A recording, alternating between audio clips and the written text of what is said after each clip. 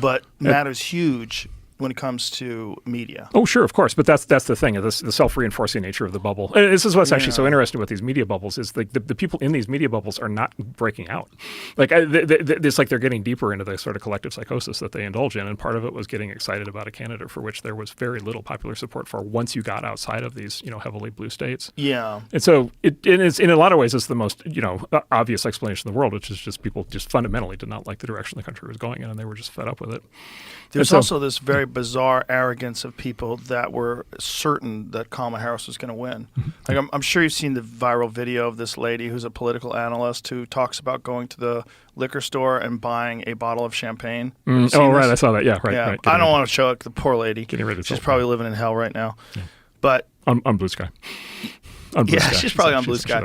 She might be on X. Well, she was on X. I think she deleted her profile. Yes. But the poor lady, I mean, she was being very arrogant, and she laughed and mocked this man and said, you do realize you wasted your vote, right? That's right. And she laughed, which makes her hard to feel sorry for. That's right. It's like you were ready to mock this man. Yes.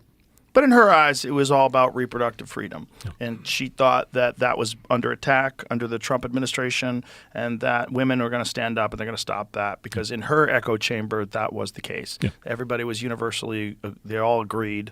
We're universally on board with this idea that Trump is evil. We got to get rid of him, and women are going to vote, and this is going to be fun. But who are you hanging out with, lady? Yeah. You could hang out with a bunch of people that think baseball's awesome, yeah. and then you run into someone from another country like, what the fuck is baseball? Like, you got to realize there's a lot of people out there. Yeah. And people really don't like being talked down to. They really don't, and they don't like you mocking the fact that, first of all, nobody wasted their vote. Right. Like. That's not how it goes. Right. Like, you don't waste your vote if you vote different and the other side wins. It's not how the other side won. That's just all it is. Right. Like, wasting the vote is a crazy way to look at it. Like, because I think also people look at things like tribal games. In Texas is a huge football state, and people love football, and it's always we this, we that. When UT plays South Carolina, we this, we that. It's like, people love to be a part of a team that's winning. Right. Yep. And they apply that, especially if they're not into sports, to other things. I think it's just a war mentality. It's a tribal war mentality that's been sort of subverted in the human mind and applied to other things. It could be like Microsoft versus Apple. Right. It could be Android versus Apple, iOS. It's weird how people get so tribal and then connect their own personal identity to other people agreeing with these ideas that they believe. Yeah.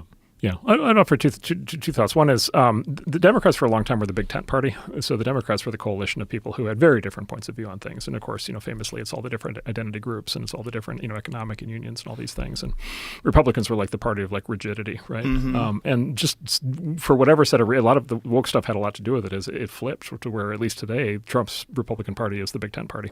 Yeah. To your point on having all these new people, and many of whom are former Democrats. A lot of them. And the Democrats have decided to try to isolate out anybody, right, who disagrees on any issue and demand lockstep conformity through the cancellation process. And so that's a very interesting inversion that happened kind of without anybody saying anything about it, but it did happen. And then I think the other inversion was the economic inversion, which is, remember the criticism of the Republican Party for a long time was it was the party of trickle-down economics. Yes. Where the idea was the rich people are going to get all the money because they're going to cut taxes, Reagan administration, and then basically if poor people get any money, it's going to be because the rich people trickles them down. Right.